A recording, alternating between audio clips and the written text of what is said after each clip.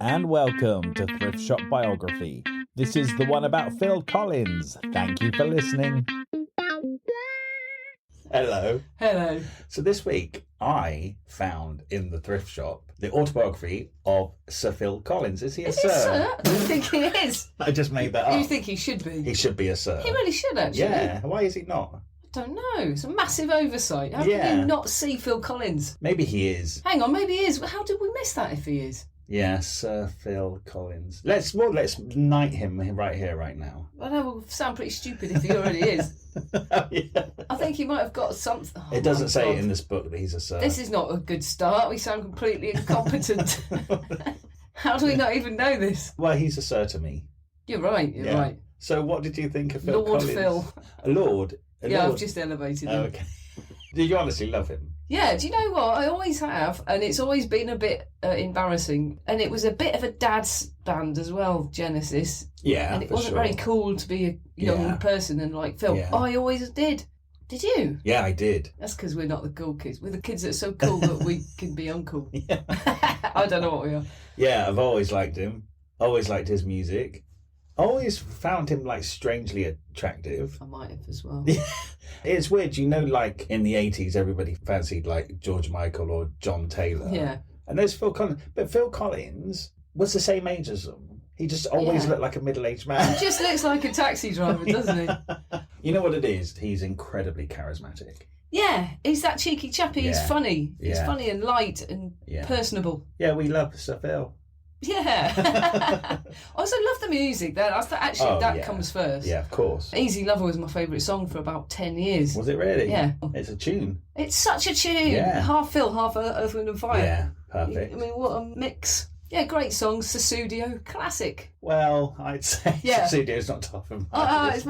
I'm that era Phil. Oh, okay, yeah, I love Genesis. In the Air Tonight. I love that. Yeah, he's done loads. Yeah, he's knocked out some tunes. He's knocked a few out, hasn't he? So, Philip David Charles Collins was born on the 30th of January 1951 in South London. Yeah, but it's not cool South London. He's Hounslow. Yeah, and his dad's an insurance clerk, and his mum works in a toy shop. Yeah. But then she goes on to work for the theatrical agent who takes on Phil quite soon. Yes. And his mum goes to live with Barbara Speake. Oh, I did wonder. Yeah, She lived with her for the rest of her life. Yes. So what are we? They could be friends. I mean, what are we to know? Or they could be romantically involved. Yeah, they could. And it's actually not for Phil Collins to out his mum in his autobiography. I bet he wouldn't have even crossed his mind. He didn't even know that his dad was having an affair till. His dad had an affair? It's in the book. Oh, you're being funny. His mum told him years later his dad had moved out and was living in Weston-super-Mare. Yeah. And he didn't question it. It's another one of those where he had a really happy family, but he was probably completely just being ignorant. Because if his dad had an affair with someone from the office for years and then gently wafted down to Weston and his mum moved in with a woman and then lived with her for the rest of her life, there was stuff going on all around him he was just completely shut off to, which kind of forms his personality for the rest of his life. He's just a bit disconnected from what's going on around him in his family.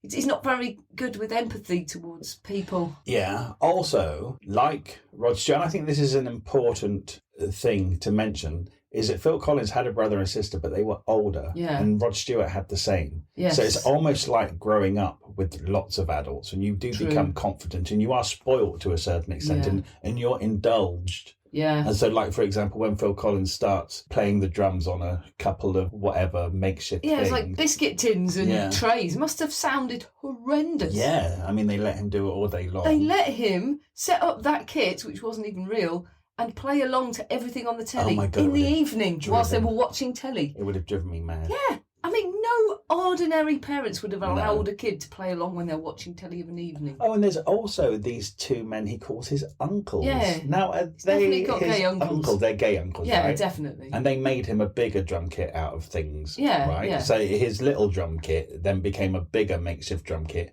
and he just banged it all day long. In the living room. I know. I mean, it paid off. It paid off. Yes. This is how I'm never going to be. His dad didn't get much out of it because he died when he was 21, but his mum definitely. Mind you, his mum was living in Barbara Speake's house. to the end of her days. Yeah. So it's not like he bought her a big mansion and a pool or anything. That's true. But she was very happy. And well, she lived to be 98. He lived to 98 and went to hit every single gig he did in Britain. Oh, and he said that his dad went to like one gig and didn't like it much, but of course he hadn't really hit the big time at that point. And it was like serious prog, so it would be a bit hard to get your head around if you were listening to Vera Lynn. It's true. And then what really formed him was getting the part of the Artful Dodger age 12. Yes. Because he refers back to it all the time. Whenever he's required to act or be a cheeky chap or front the band, he's like, I'll bring out my Artful Dodger.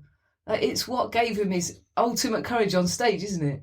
Because it's a great part. It's a real leading part for a kid. It's better than Oliver. And he's perfect for it, right? Perfect. He is like the personality of the Artful Dodger, isn't he? Is he doing that in the West End? Yeah. It's the West. It's the original production. Wow. Yeah. Consider yourself. That's the Artful Dodger. That's his song. And I'll Do Anything gets to sing that as well. Right, so it's way better. A couple of other. Oliver. They're great songs. Yeah. And you're on stage in the West End like a leading man, he'd feel like. Mm-hmm. It's massive. And he said a 22-year-old stage manager was Cameron McIntosh. Oh, yeah. Assistant stage manager, actually. So he's come up the ranks properly. And then one day, his voice breaks in the middle of the show. Yeah, and that is what happens to those kids. Does it just happen immediately? It's exactly what happens to this day. When someone's voice breaks, they're out. They never come back. But it can happen in the middle of a show. It just goes like that. Yes. Mine just dropped. Just like that. Wow, that must be so disappointing. Yeah. If you're having the great time being in the Artful Dodger, then all of a sudden your voice just drops a couple of octaves and you can't do it anymore. And you don't get time to say goodbye. You're out there and then. Wow. It's nuts, isn't it? I know Matilda's out there now and Matilda's a girl. Yeah, but there's loads of kids in that. There's loads of kids in shows, particularly right now. So do they have loads of other ones like younger boys lined up in the wings for when the voice drops? Yeah, when these kids in shows, they'll have more than one anyway because they won't make them do 8 shows a week. Rotate them. Right. So they'll always have one spare waiting. And then as soon as one goes, they'll have the others lined up. It's a real industry training these kids. It's well worth it. So already, from a young age, Phil Collins is performing and he's in the industry. You know, the fact that his mum went to work for a talent agent, Phil got on the books at a young age. So he's just immersed in showbiz already. I think he was modelling knitwear around the age of 11 or 12. I think he never really gave that up. So he's on the way already. He's on the way and he's got confidence, hasn't he? So his auntie is also a piano teacher. Yeah. So he's got his drumming down already at a young age and now he's learning to play the piano.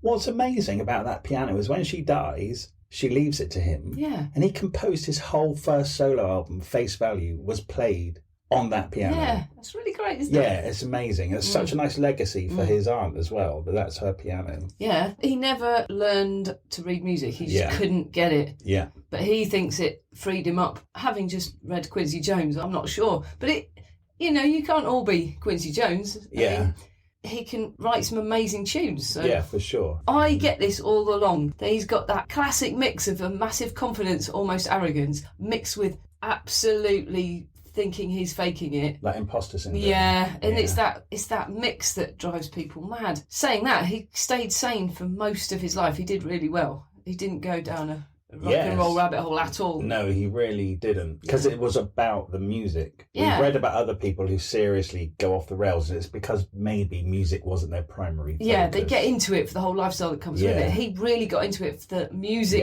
lifestyle that came with it. Mm-hmm. All the offshoots of behaviour were producing other music or writing other music. Oh my God, he was so prolific. He'd have a solo career and be with Genesis and he would still go off and help other people on their... And he had a side funk band just to get that out of his system that weren't even doing anything, just enjoyed it. Yeah, he just loved doing it. Yeah, he's... Yeah, amazing. He left school to go to the Barbara Speake Theatre Academy thing from the age of 14 and he's getting in loads of films.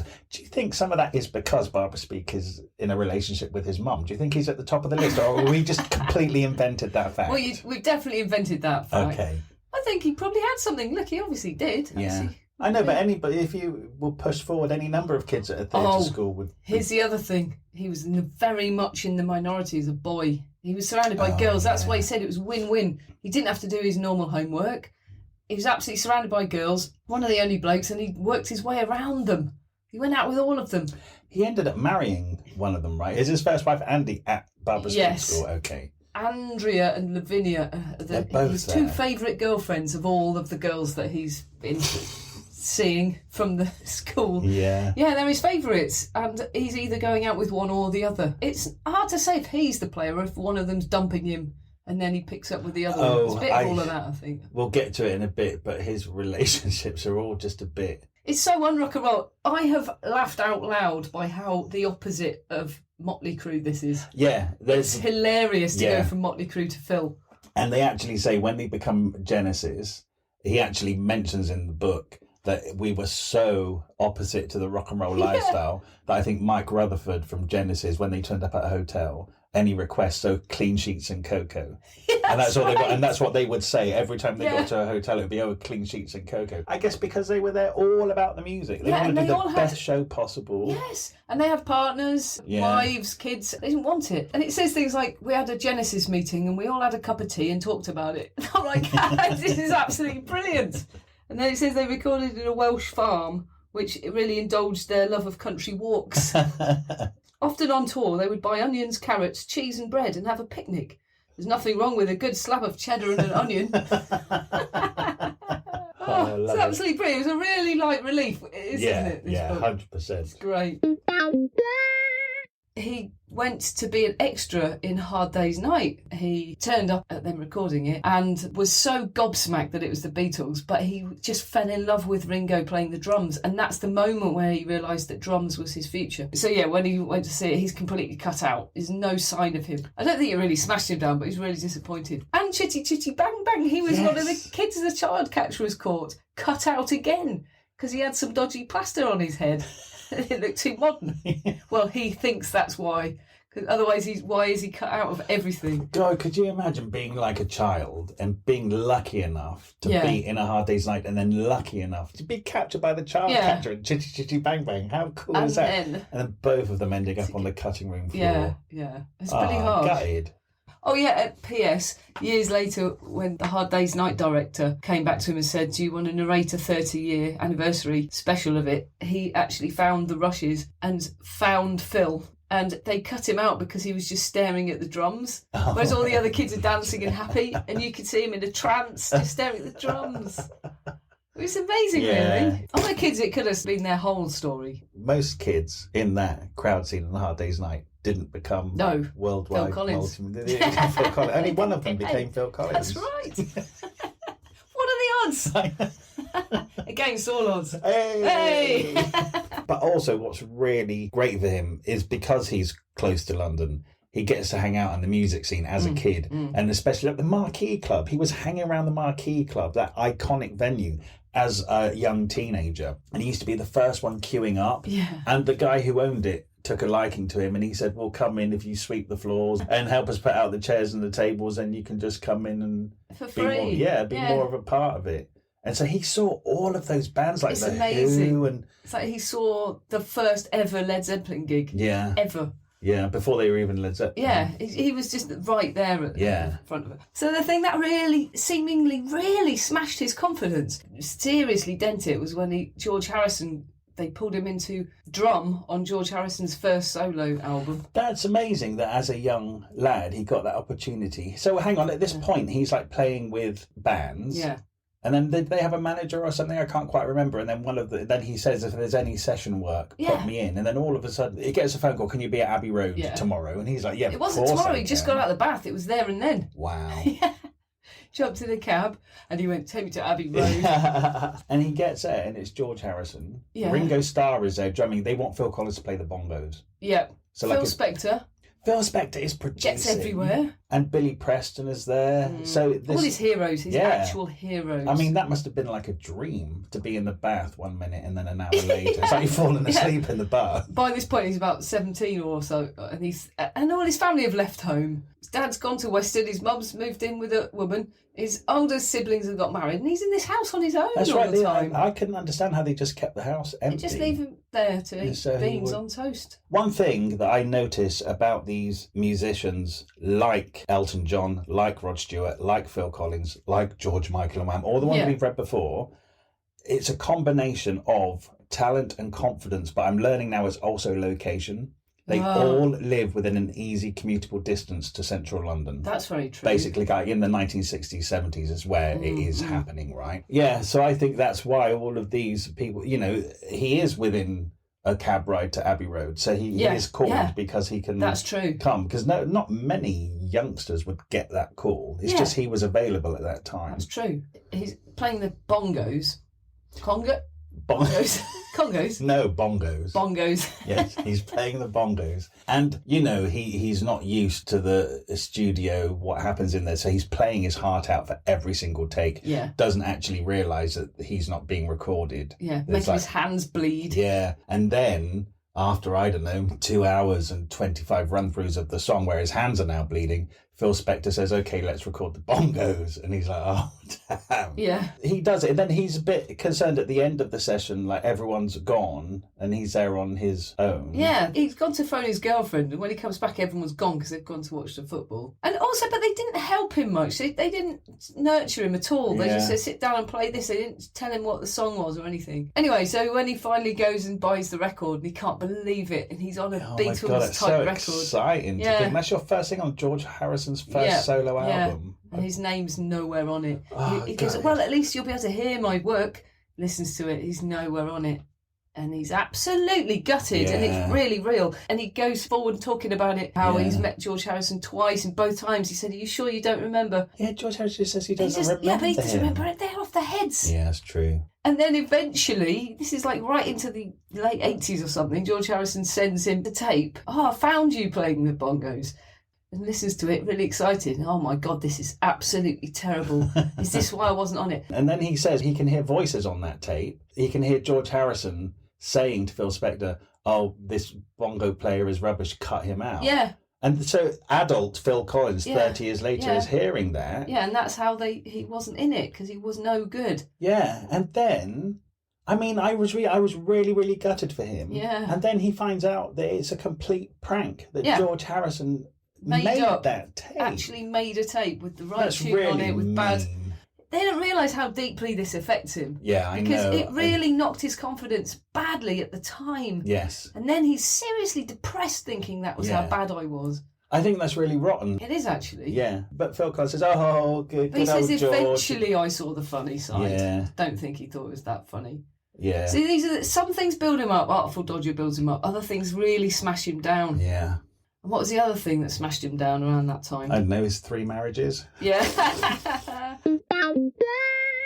So, the end of the 60s, he's now an older teenager, and he's gigging and he's auditioning for other bands. He was auditioned for Vinegar Joe, which is Robert Palmer and Elkie Brooks. Do you know them? My God, they are. That's an amazing band. Look at them on YouTube. They're great. And he's getting, like, jobbing gigs in, like, blues bands and stuff. But, then these producers take him on for this prog rock album, right? Arc 2. Arc 2. Now, is this the first time that he sings on it? It's the first time he's on a recorded album in a studio. These blokes have written this concept album and they've got them to play on it. Mm-hmm. And they actually take them to Amsterdam and have a proper opening for it. And they're really, it's not necessarily going somewhere, but it gives them a feeling of what it might be like to be in a band. Yeah. And I think at this point that he doesn't have massive, overwhelming ambition to be an international rock star. No. He just wants to be a working musician. Yeah, he actually really got an idea from being in Oliver that it would be the best life to be a drummer in a theatre band. I think the theatre drummer, Phil, would talk to him and ask him advice and stuff, and then he realised that you could have a job drumming. And Phil they were Collins, on the same train home, weren't they? Yes, that's right. And then he says, oh, I'll have some of that. Yeah. And so he realises now he can that's a life make a living that you could have. being a drummer. Yeah. He's done so much stuff. Like we were saying, he's got his solo stuff, his Genesis stuff, but he also does, even at the height of his fame, he'll go and drum on other people's records. So he's still even being a session musician when he's an international rock leading star. man sort of thing. Yeah. Like he drummed on, I learned from this book, Puss in Boots. Adamant. Yeah. Did you know that? No, I didn't. Nor did I. Yeah. And produced it. Yeah. It's amazing the stuff he's on. No, in this book, other bits and pieces come up. I did this, I did that. Annie Friedlingstad, her solo albums. And he says things like, it's not because it was my ego, it's because every single person who asked me, it was like, you're my hero. Yeah. Oh my, like the kid in him went, would I get to work on your record? Yeah. Oh my God. So he had to say yes. Yeah. Because Eric Clapton asked him. Yeah. Or Paul McCartney asked him. Earth, Wind and Fire. He loves Earth, Wind and Fire. Each one is a treat. So he's a gigging musician. Yeah, and he's reading Melody Maker, isn't he? And Yeah. just And there's an auditioning. advert in there Yeah. from Genesis, who have a modicum of success. Yeah, Hang on they're a sec. touring band with 2 albums out. I There think you they're go. working on their 3rd. Yeah, and I think they lose a couple of members, so they advertise for they need a drummer. Yeah. I didn't realise how Forming. posh Genesis were. I know. I had no idea either. Yeah. Peter Gabriel's house. I think was it saying he thought Peter Gabriel was Peter Gabriel's dad. Because he's only 19 or something, because he had a Noel Coward dressing gown, slippers, and a pipe or something. I don't Yeah. know. And it turns out that was Peter Gabriel, aged 19, poncing around this mansion. So he really was like essentially working class, going Yeah. into a band with 3 proper public school Yeah, boys. they've all met at public school. Yeah. It's amazing as well to think that they were teenagers once as well, because we know Peter Gabriel and Genesis. Yeah. It's weird to read about the nucleus of this band. Well, they already had success at this point and they're They had. touring and they're like 18, 19. Yes. Doing prog rock. Yeah, yeah, and they'd been together doing music since they were about, well, it said 6 years, so they must have been about 13 when they did it got at school, together. didn't Yeah, they? I yeah. imagine, yeah. It's amazing. Yeah. So they like Phil Yeah. and they say, okay, come and be Yeah. in our band. Did you find this surprising as well? That they all get on really well and Yeah. really, really like each other. Mm-hmm. I didn't know that. It's always like, oh, Phil took over Peter Gabriel, there's all this animosity. It's all lies. The one thing I learned from this book is what good friends Peter Gabriel and Phil Collins have always Yeah. been. Even when Peter Gabriel left the band, Phil Collins would go and work on his solo albums. That shows that the press have run Just with the made it narrative up. that Yeah. they completely made that And up. we've believed it. Yeah, I loved hearing that they were really good. In fact, it was jarring reading that because I just, in my head, I just Yet thought they were again. mortal enemies. We've realised we've been duped. Yeah, And every time Genesis split up, they must have all fallen out. Yeah. Because that's what bands do. It's absolutely lovely to know their friendship. yeah. And every time he stops being Phil Collins and goes back to Genesis, he's always really relieved to see his old friends. Yeah. And to make music in a different way because you collaborate. It just all sounds really healthy. Oh, and he also positive. says when Genesis are the 3-piece, when they get their massive success, Yeah. he says as time goes by, they actually become closer. Yeah. And he says it's a complete opposite again Yeah. of the rock and roll story. The rock and Yeah. roll dynamic is usually as a band goes along, they can't stand the sight of each other. Yeah. But the reverse of Genesis was true. They just got closer and closer. Yeah. So he's in He's in Genesis. He's in Genesis and they start touring first. Yep. So they tour. They've already got a couple of albums. So they're touring those for a year. Yeah, yeah. And it's not really until they release their 3rd album, which Phil is on, and they let him have I think this is great as well. They have a lead singer, Peter Gabriel, Yeah. but within that album, he gets like a song where he's the lead vocalist. They always and let him he's the sing. And he drummer. does harmonies and stuff from the drums as well. Yeah, doesn't I he? think that's so generous. Yeah. Like you think of a lead singer like Peter Gabriel would be completely territorial. I'm the singer, Yeah. you're the drummer, but they let him sing. Yeah, and he's A new. whole track, yeah. Yeah. And he said that's when he thought, right, I'm properly part of this Yeah, band now yeah. because he's recorded on an album. So he's gigging with Genesis, and Peter Gabriel like one day comes out in like a costume, like an old man It was mask his or something. wife's dress with a fox head on, and he hasn't told them at any They of them don't even that he's know. going to do that. Yeah. Phil Collins goes, out of the corner of my eye. I thought, what's that? And they all just go, all right, it's just Peter. That his costumes become more and more theatrical, and Yeah. they were all a bit like, well, we're not sure about this. And then, because of that, Peter Gabriel got the front cover of the Yes, Melody Maker. actually, in that fox head. So that I thought you were going to talk about the inflatable penis he's crawling through whilst dressed as I don't know what. But that makes, because Genesis are now on the front page of the music papers, he says that turns them Yeah. from a £35 a night band to a £350 Yeah. a night band. So Overnight. that's costumes and theatrics. That's like, Yeah. that's Elton John. That's Liberace. It's kind of like he actually the says that. He visual. says if you look at what those people were wearing at the time, that's nothing. Yeah. So Genesis become a big deal. The Massive. prog rock version of them with Peter Gabriel at the Yeah. front. But then Peter Gabriel leaves to go off and do his own thing. Oh, and they start auditioning They singers. audition for singers. They get 400 replies. They Yeah. put another advert in. They get 400 replies from the Yeah. singers. Phil is very keen to let us know how much he didn't have He didn't a want to plan. be singer. In fact, No. he was almost the main person organising the auditions. When people came in, he would do backing vocals Yeah. for the person singing. Yeah. He was desperate to find a Yes, singer because he was a drummer. He loves drumming. He's Yeah. passionate about drumming. And you might question that, but when you read this book all the way through, you just know that he really means it. He absolutely loves it. And he's very, very good at it. I mean, his voice is almost a carbon copy of Peter Gabriel's. Yeah. It's so similar, it's weird. Yeah. That's just a coincidence. Yeah. So when he finally sings, it all makes sense. Yeah, and then in the end, because they can't find a singer, and I think they're still needing a singer, so Phil is, in his head, filling in the meantime, but then just gets to the point where he just kind of thinks, well, okay, then and the other two love his voice. It's inevitable. And the other two are encouraging him. Yeah. So they just go ahead as a three-piece. And then they hire a drummer, which that's it then, they're off. Mm-hmm. And so that's the Genesis that go on to have their massive international success. The Genesis that we all kind of It know. is, once Phil's in, they're off. But hang on, doesn't he have... We're not mentioning his succession of wives. They begin around this time, right? Andy. Yes, he's married to Andy, and she's already got a kid called Jolie. That's right. So he takes that kid on, and it's his kid for the rest of his life. No question about it. He's got a ready-made family. And And then they have 2 more kids. They have Simon. They have Simon. Yeah, no, it's Jolie and Simon.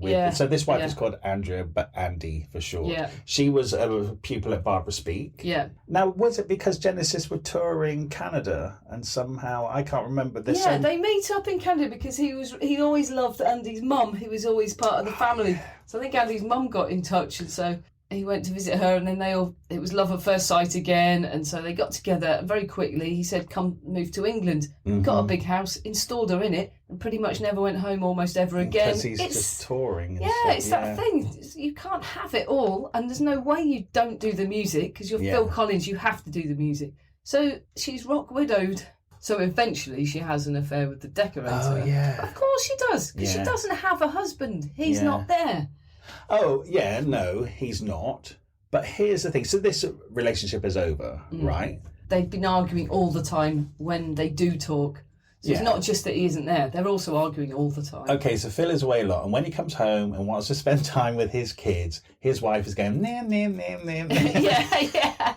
So, here's the thing about that. He was a rock star when she got together with him. What did she think he was going to do? He does say that, actually. Yeah, he does. And I agree with him at this point. Yes. And he's not just doing it for her. When you're a rock star, you're an industry and you are responsible for the livelihoods of 200 people. You can't just stop working at 6 o'clock and go home. And he's not going to stop working because that's who he is. He's absolutely passionate about it. It's that classic thing. Why are you having kids? It's a great idea, is this? It's a great idea if you are happy to do it on your own, knowing that your rock star bloke is going to be out there and not coming home. Yeah. I tell you what, she probably suspected he was having loads of affairs, but he actually wasn't. He wasn't, was he? No. Well, he doesn't write about them in his book. But I believe him. Yeah, I do as well, actually. Yeah, but I always believe everybody.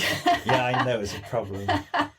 No, but I really do. I really do. No, I believe Phil. Yeah. And, eventually you're going to get fed up. She's away from her family and stuff. She eventually moves back to Canada and takes the kids. He's gutted. That's what happened. He said, okay, Genesis, you've got to give me a break because I've got to try and repair my marriage. He went to Canada. It was never going to happen. He came back within 2 weeks or something. Yeah. Didn't work. The time frame of it was a lot shorter than he he expected. hoped. Yeah. So he came back with his tail between his legs and wrote some killer tunes. So in the meantime, when he was away, the other two, Tony Banks and Mike Rutherford, started solo projects. Yes. Because we're on a hiatus from they're on a Genesis hiatus. at this point. Yeah. And then Phil comes back early and there's nothing to do because these two have their solo projects. And obviously he's downcast because his wife, it hasn't worked out. So he starts writing songs on his auntie's piano that he inherited. And that becomes his first solo album. Yeah. Face Value. Yes, but he sits on it for ages, doesn't he? They're doing another Genesis album and tour first because he didn't have the confidence. And then one of these record producers listens to it and goes, you've got to release this as an album. That's right, yeah. And he goes, oh, yeah, all right, thanks. Yeah. And then he does. And then boom.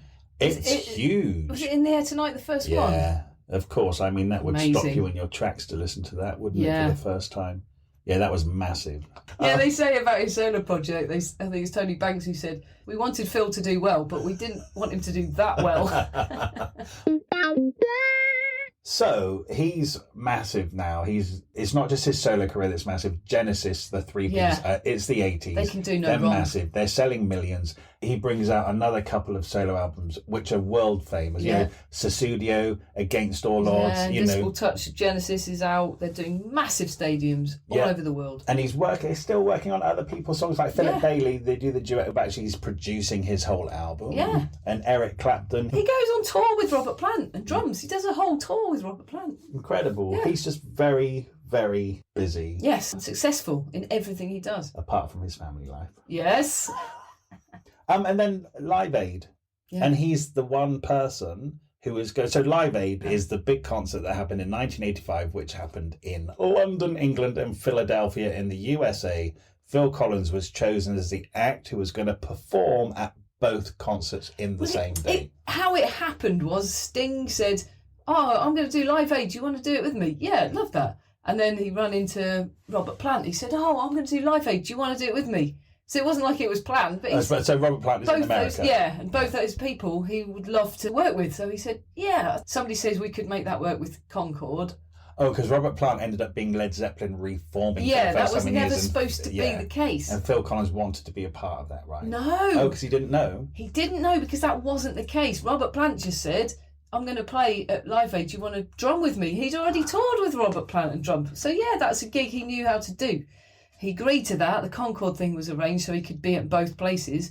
And unbeknownst to him, when he was in England doing a bit of rehearsals with Sting, Robert Plant had made it into a Led Zeppelin reunion. So after him agreeing to play with Robert Plant, it turned into a Led Zeppelin reunion, unbeknownst to him. And now he's suddenly, why is Phil Collins muscling in on this great event? Really, they should have let him go. But by then, the whole promotional thing is that Phil's going to be in both places and he can't get out of it. Yeah. So, and Sting didn't sound like that went that well, because Sting went all like improv on him. So he didn't know what the hell was happening. Yeah. And it made Phil look like he didn't know the lyrics because Sting was just singing all over the shop. Then he flew to America, but then when he turns up knackered, and the drummer of Led Zeppelin was so antagonistic towards him, Phil said this isn't even going to work, so he was air drumming.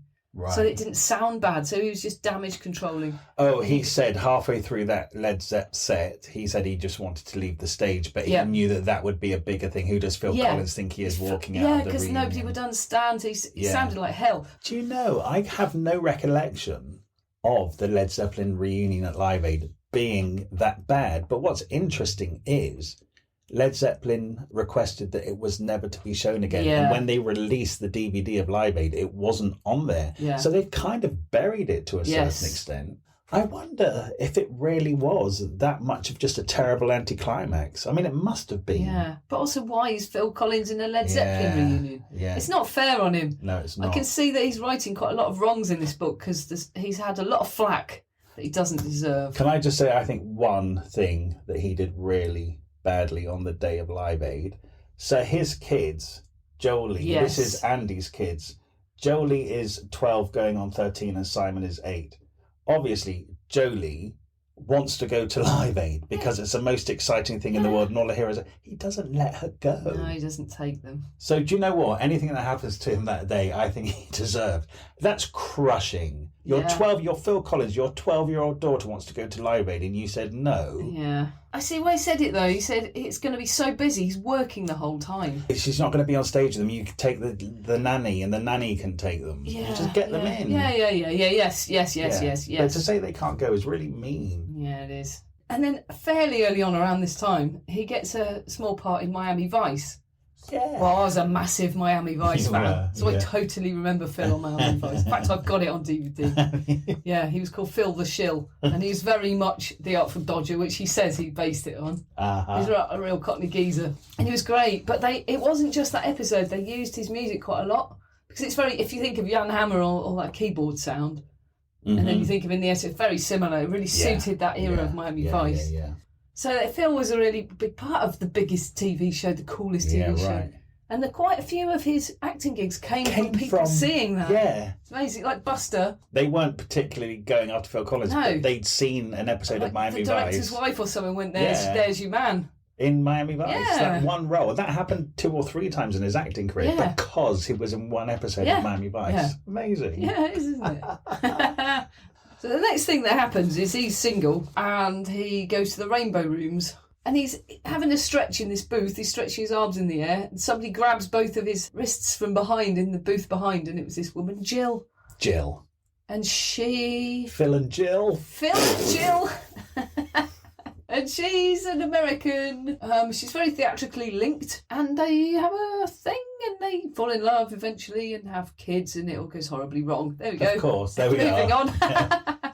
She does seem to join him on tour a lot. Oh, she's much more into she's more of a the Sharon lifestyle. Osbourne. Yeah, she wants to be there. So you think, okay, this is going to work. This is really going to work, Yeah. and it goes pear-shaped when you have kids.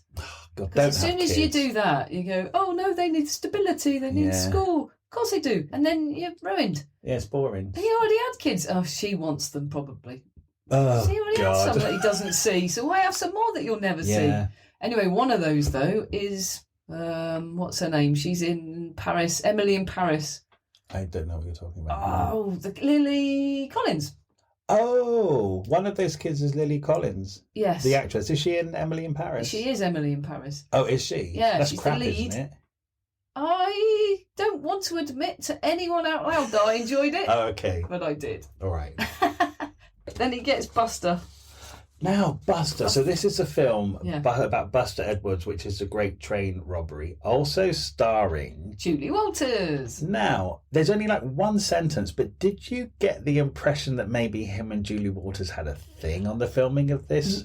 I didn't, because she was pregnant and very happily married and happily pregnant, but I got the feeling he completely fell in love with her. Okay. Which that is was different. He said, I absolutely fell in love with her. She's absolutely wonderful and beautiful and all of that. But she was heavily pregnant. And there's a point where they were at a party and everyone was jumping into the pool. But Phil and Julie Walters' husband carefully lowered her into the pool.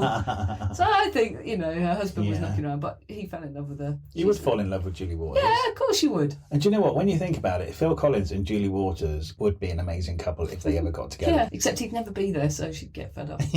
Yeah, but she wouldn't be there either. Oh, yeah, so that's not going to work, is it?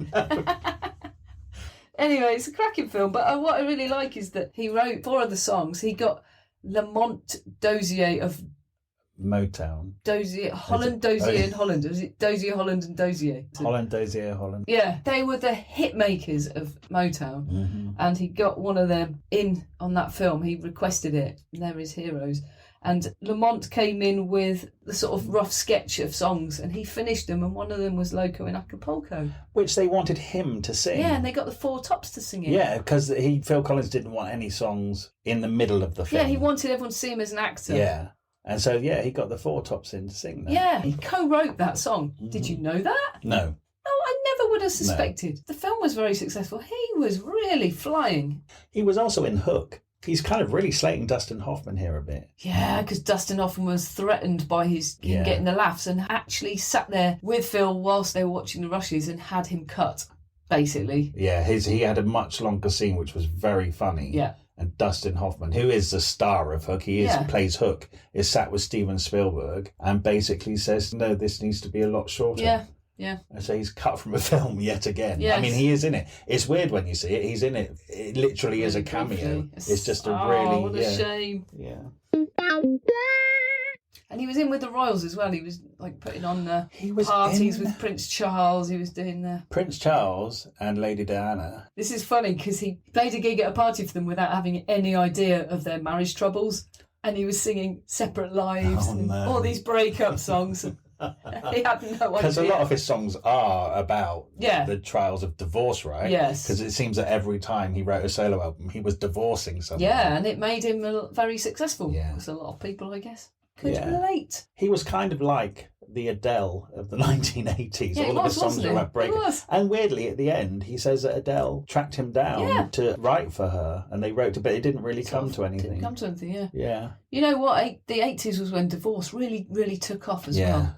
Yeah, it was very trendy. Yeah, and it was the beginning of the end of people staying together, the 80s. So he was the soundtrack to that. The demise of marriage. Oh, yeah, okay, so obviously he's having marriage difficulties because he isn't there, and they were arguing again, and it's not going well. And he's in Canada. Andy, he now wonders whether she did it on purpose. She says, remember Lavinia from drama school? She lives in LA, so if you're going to LA, you should look her up. Here's her number. And he phones her, she's married, she comes to the concert, they meet backstage, and it's like one of those moments where there's a ting and it instantly completely in love.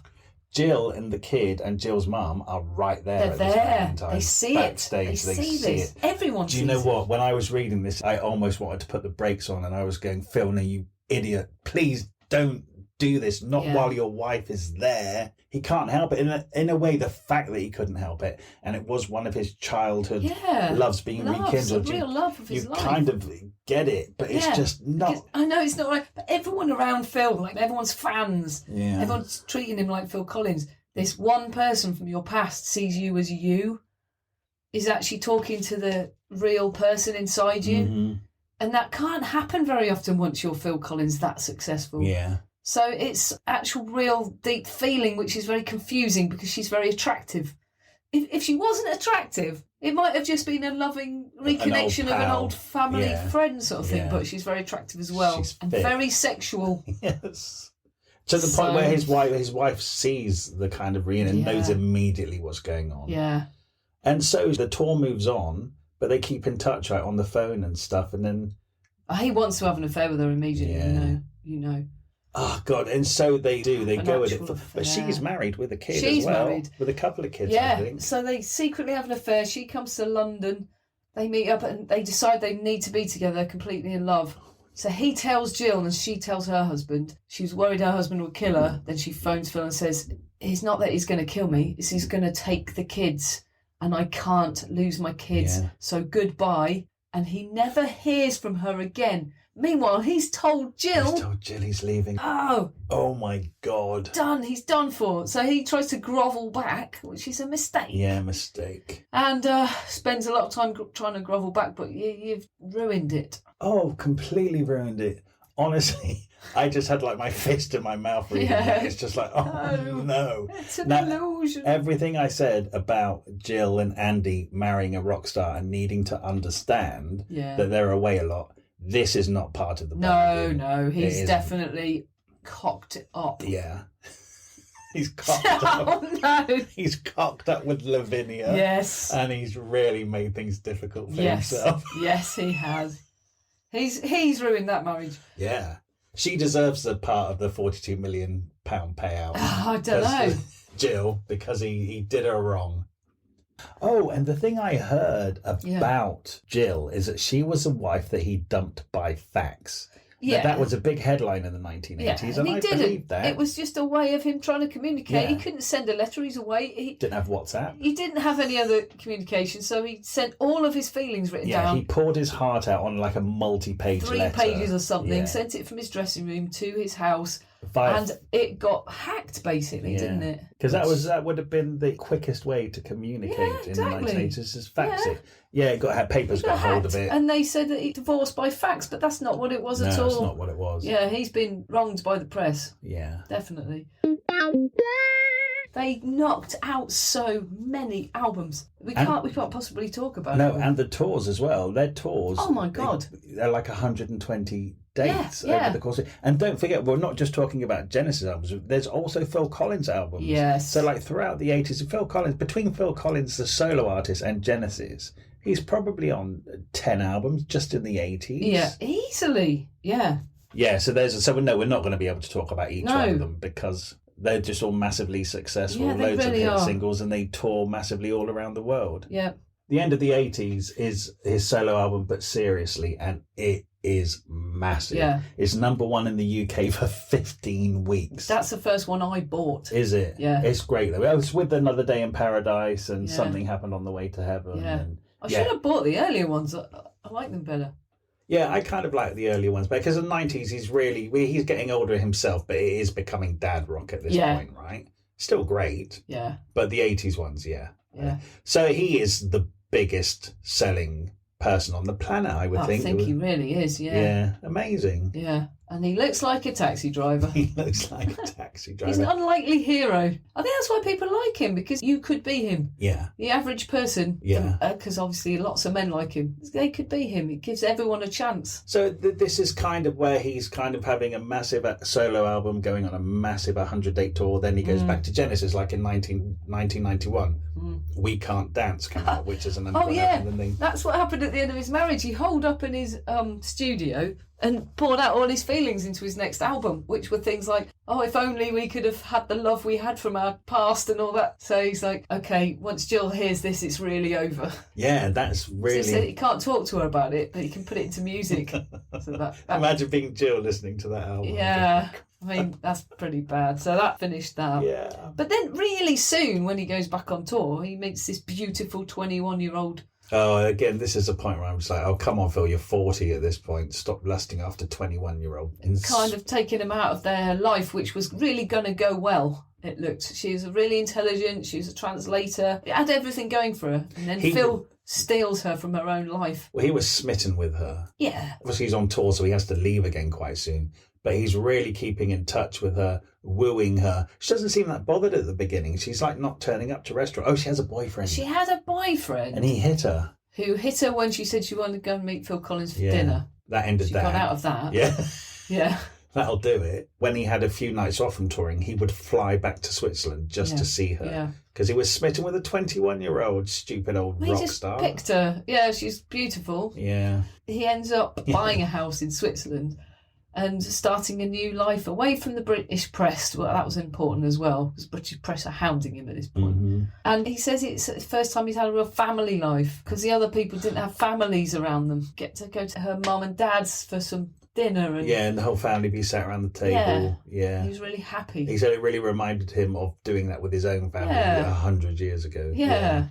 Just being normal. Yeah. Which I imagine, if you are like an international rock star forever on tour, I imagine that's incredibly comforting, actually, to be able to be part of a family like that. I do. But he did have that choice twice before with his previous wives and children. Also, let's not forget, he's got kids out there that he's not seeing. And he never did he's that got with his own family. If he did that with them, he never said, oh, I really loved coming off tour round the table and with having Jill dinner. and the No, kids. he was always arguing. He's always got home to arguing. Maybe he's just older now, so he realised. I do think there's a lot of guilt in his life for how he did neglect his kids. A lot of guilt.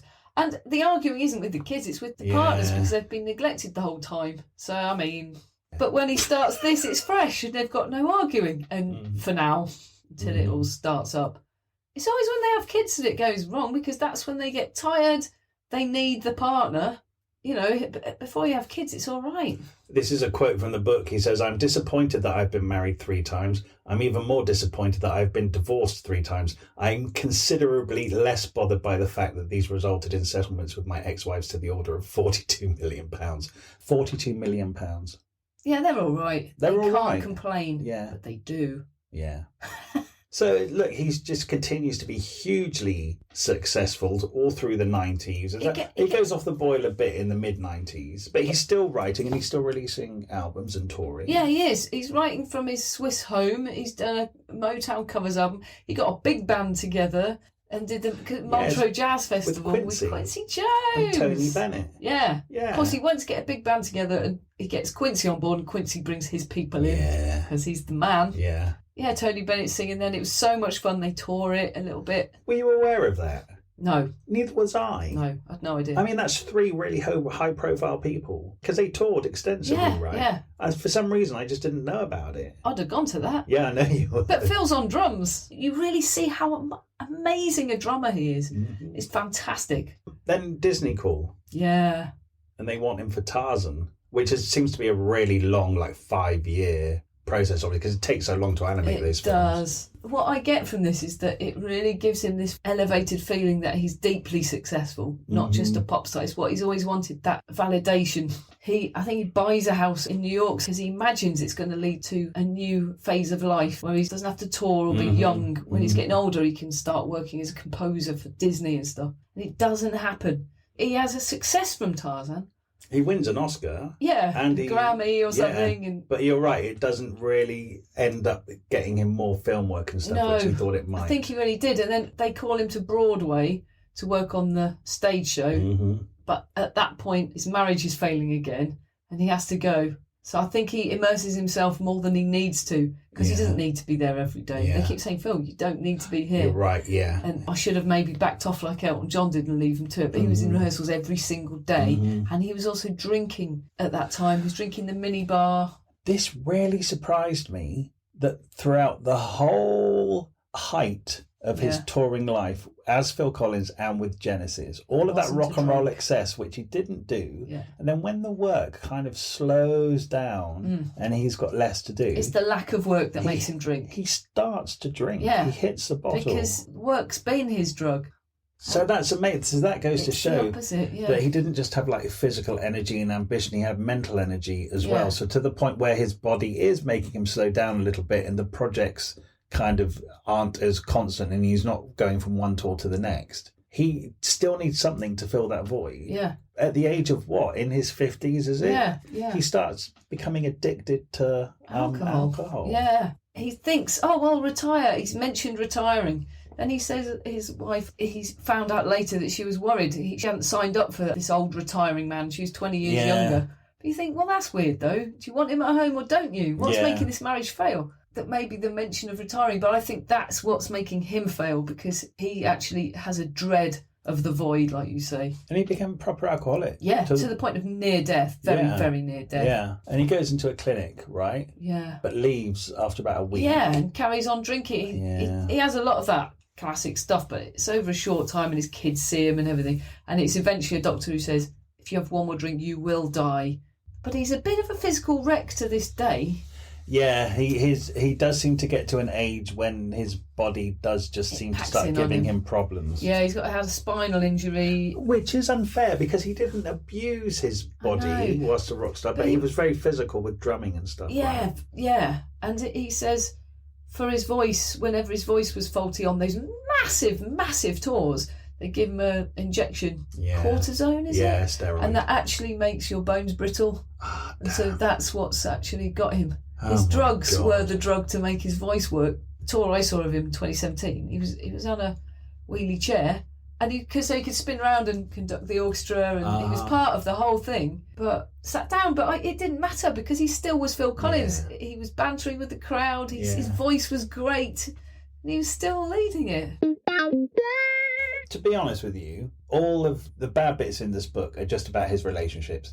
Okay, him and his kids are a different thing, but him and his wives are all adults. Do you know what? Unlike a rock star, he's not shagging loads of groupies. He's not procuring underage girls. He's just having marital problems. I can get over that. That does not detract from the fact that he's a flipping British music icon. Yeah. Everything he's done in his career is quite incredible. And to keep it going for so long, and also to switch between the solo artist and Genesis, the band, amazing. And then to do Broadway, the Disney film, and the big band stuff with Quincy Jones and Tony Bennett, to drum for... He loves music, doesn't he? Yeah, he loves it. Yeah. I don't think he really put a step wrong in his professional career. Okay, some albums were so better than others. That's a real solid body of work that's going to last a long time. Yeah. And what's interesting is that lots of younger people, like we've already mentioned Adele, but like a lot of the R&B people from the early 90s really started citing him as an influence. Yeah, I know. It's not cool to say it, but maybe it is. He is getting sampled a lot for hip-hop. Yeah. A lot. Yeah. Which I hadn't noticed. I think the song that really broke him was Another Day in Paradise, because it was all about the homeless situation and stuff, and that was massive in the States. And I think that's when different people were waking up to the genius of Phil Collins. Right. And then they discover things like In the Air Tonight, which of course was amazing. Yeah. Yeah. He's quite good, isn't he? He's really good. Phil by name, Phil by nature. Yeah. He filled in time. He absolutely packed it in, though, didn't he? Oh, yeah. I mean, this book only takes him to the age of about 65, and it's the fullest life. Yeah. It's the fullest. It's the fullest. And again, like we do these podcasts and we talk for an hour. You know, this book is 20 hours. There's so much more in this book. Read this book. I really enjoyed reading it. It's really easy to read. And pop facts. It's packed full of pop facts. Yeah, there's just so much more to know. Yeah. So much more to know. Great book. Great book. Filled to the brim. With Phil. Thank you so much for listening to this episode of Thrift Shop Biography. We love making this podcast and we're absolutely thrilled that so many of you are already listening. We're new to this and you could really help us out by leaving us a review somewhere, wherever you listen to this podcast. And if you could share us, tell your friends about us or drop some links on social media. We have a Facebook page called Thrift Shop Biography, so make sure you come over there to hear about the episodes first and what else we're up to. Okay, see you next week. And if you're new here, there are loads more episodes now to go and listen in the back catalogue, so make sure you go and enjoy them. Okay, thank you very much.